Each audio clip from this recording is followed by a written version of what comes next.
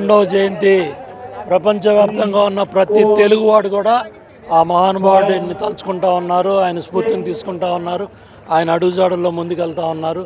రాముడైనా, దేవుడైనా, కృష్ణుడైనా, lorry driver అయినా, రావణాసురుడు వేసిన, భీష్ముడు వేసిన, ఏ పాత్ర వేసినా రామారావు గారే సాటి, రామారావు గారే పోటీ.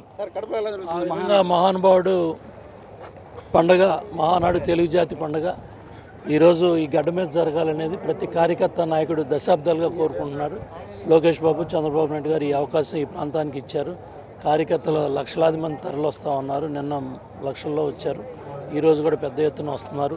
రేపు జరగబోయే సభ నభూతో నభవిష్యత్ అనే విధంగా కడప గడ్డ మీద ఎన్ని ఇబ్బందులు వచ్చినా కూడా కార్యకర్తలు, నాయకులు భుజం కలిపి కడప జిల్లా నాయకులు మొత్తం కూడా కలిసి బ్రహ్మాండంగా మహానాడుని జయప్రదం చేశారు. రాష్ట్ర పార్టీ ఏర్పాటు చేసిన కమిటీలన్నీ కూడా సమర్థవంతంగా పనిచేశాయి. నభూతో నభవిష్యత్తుగా కడప గడ్డ మీద, కడప గడప మీద ఈ మహానాడు చరిత్రలో సువర్ణాక్షరాలతో లిఖితమై ఉంటుంది. అంటే దశాబ్దాలుగా ఈ ప్రాంతంలో జరగాలని ఎప్పటి నుంచో అనుకున్నారు.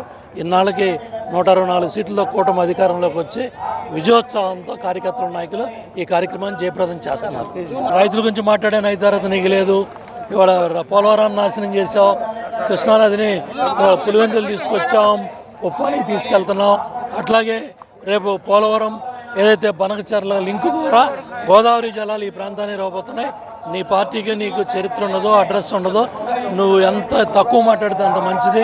ఇవాళ నువ్వు మా నిరాశ, నిస్పృహలతో నువ్వు మాట్లాడే ప్రతి మాట కూడా నీ నిరాశావాదాన్ని తెలియజేస్తూ ఉంది. డెఫినెట్గా ఈ మహానాడు జయప్రదమైంది. సినిమాలు అయిపోయినాయి, ఇంకా సినిమాలు వినే టైం ప్రజలకు లేదు. 175 నుండి ఈ సినిమా అయిపోయింది.